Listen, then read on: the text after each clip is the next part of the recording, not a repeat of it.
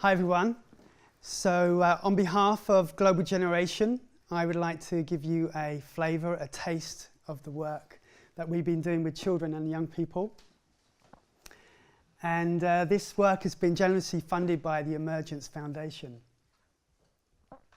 Global Generation, for those of you who don't know, is an environmental and education charity. We work primarily with children and young people, but we also work with adults. We have an underlying philosophy of what we call I, we, and the planet.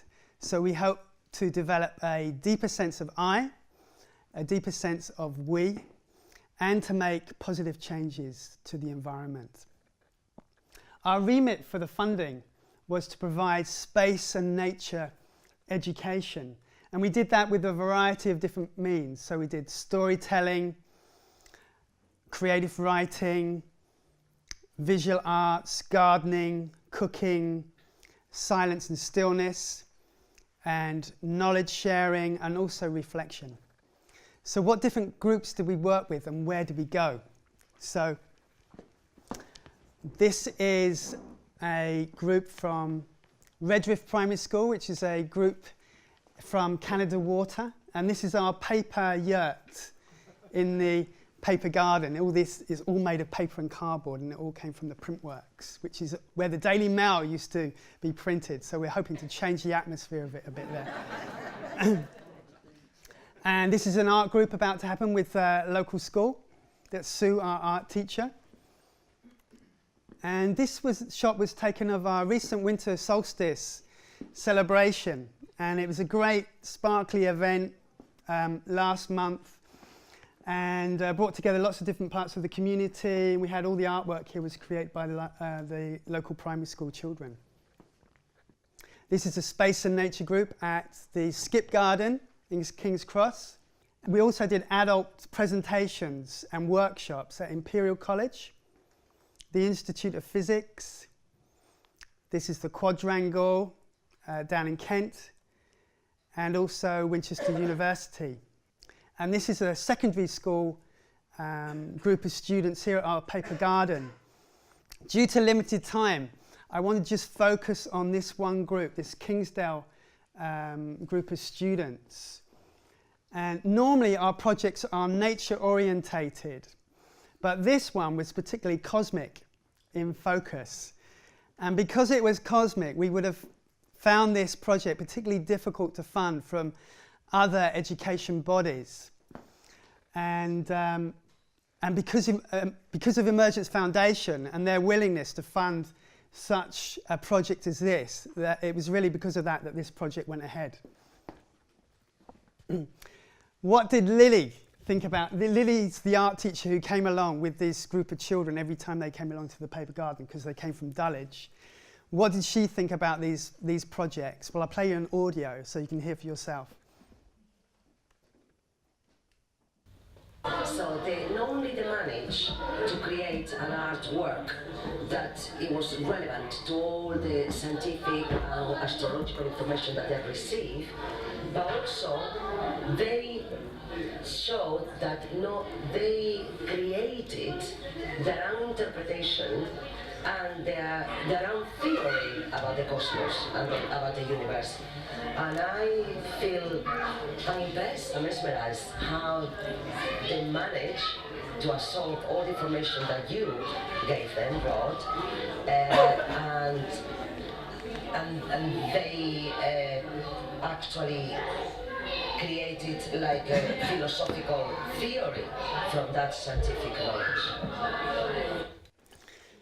So that was Lily talking about the project, and these sessions, how they happened was that first of all, there were 10 sessions altogether, and they would come first of all into our paper yurt, and we'd have a period of sitting still, and then there was a presentation on some aspect of the cosmos, and then they would go out into this huge workshop area, and they would choose different materials, and they would make a construction. And that construction was a representation of their understanding about the universe. So let me show you some of their work. I got some photos of their work. This is Hannah with her wonderful 3D creation. You can see just sort of all the materials we got there in the background that they can just freely choose from. She says, and I quote, "From a tiny speck, a child grows, and from a tiny speck, the universe grew, and it's still growing, just like we are still growing. We all came from a womb once, I think, and we all came from the universe once. So really, despite the fact that my piece is complex, and the universe is complex, it's all quite simple. We're all the same. Although we seem different, we're all made of the universe."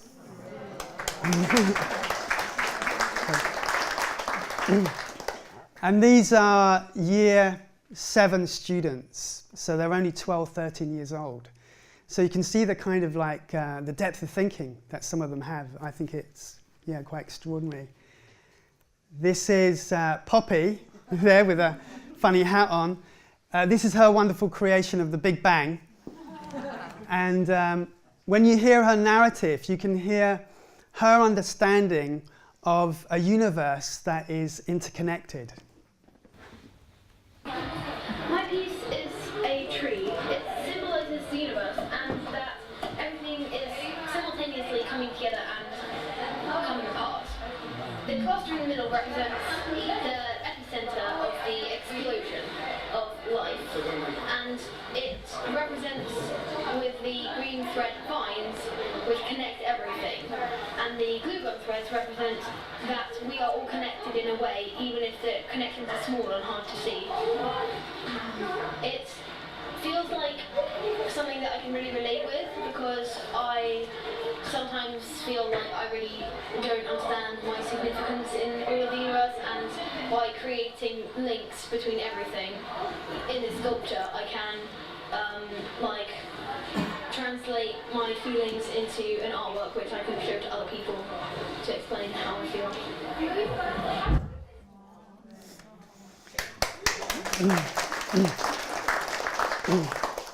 Thank you. That was Poppy talking about her piece. The last example I'd like to show you is Rosa and Ella talking about their creation. And I don't know what you're going to think, but I'm really struck by their depth of understanding of the dynamics between the sun, the earth, and the wider cosmos.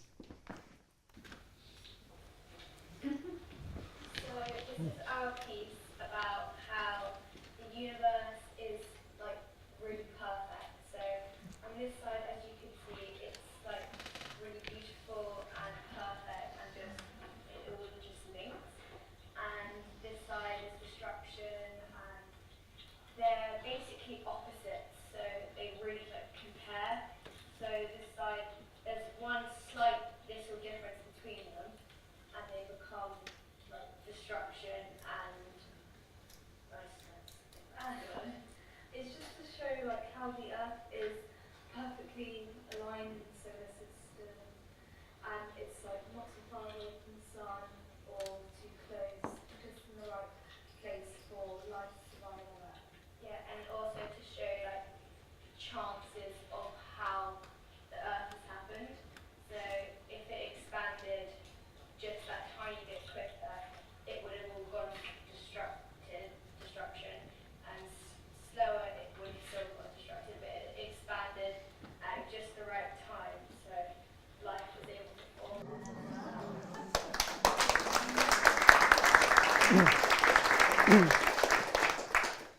That was Rosa and Ella talking about their piece. So what did the parents of these young people think about the project? So I'd like to play you an audio of 3 lots of parents talking about what they felt about the sessions.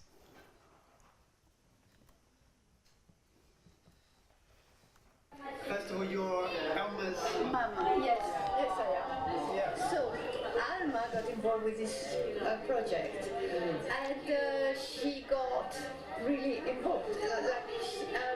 She was very excited after the first day, describing me the place, how beautiful it was, the sheer amount of materials and the variety of them, and the freedom they had to use them without cutting, and the freedom for creating things as well.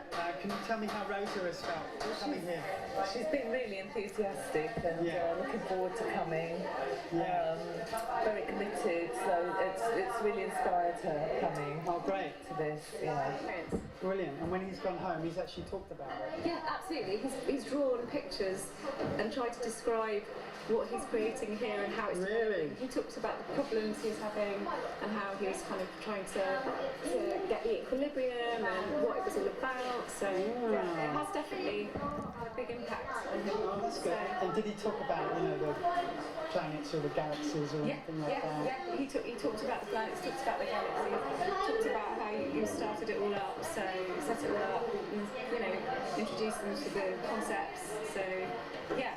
I think it's been fantastic. I'm so pleased he's done it. Oh, brilliant. Well, thanks very much for that. So it was the parents talking about the project. Finally, I'd like to say that our work at Global Generation has not always been easy to deliver. Periodically, we use concepts and ideas that are not current in the mainstream, and consequently, they're not always readily accepted. And I think it's true to say that we've not always been as flexible as we could be. So I've found adopting an action research approach to have been really helpful. And action research can be thought of as just simply inquiring into one's actions. And we found this particularly useful to become more flexible in our approach and to ask ourselves big questions like, how can we deliver content that is big in perspective without at the same time becoming religious and dogmatic? And I think that's a big topic to be further explored. So that's the end of my presentation. I hope it's given you a flavour of the work that we do, and thank you for listening.